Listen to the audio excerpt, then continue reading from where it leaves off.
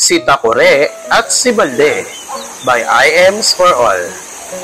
Isang araw, sa isang maliit na bayan, malapit sa isang luntiang kagubatan, mayroong dalawang uri ng basurahan, si Takore at si Balde. Si Takore, ang matandang basurahan na yari sa bakal. Siya ay mahigpit at maayos.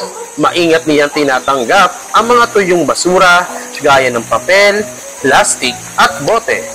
Palagi niyang pinapaalalahanan ang mga tao na pag-uri-uriin ang kanilang basura.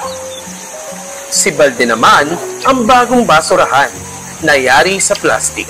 Siya ay masaya at palakaibigan. Tinatanggap niya ang lahat ng uri ng basura, basaman o tuyo. Madalas siyang puno at umaapaw dahil sa dami ng basura na kanyang tinatanggap.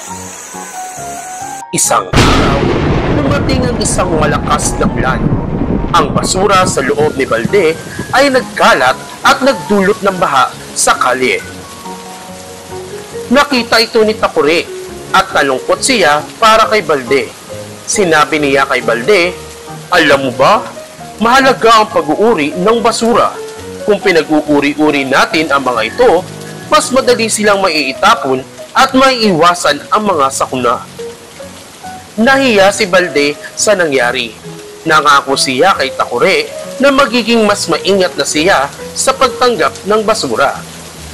Mula noon, nagtulungan na sina Takore at Balde sa pag-uuri ng basura. Naging malinis at maayos na ang kanilang bayan.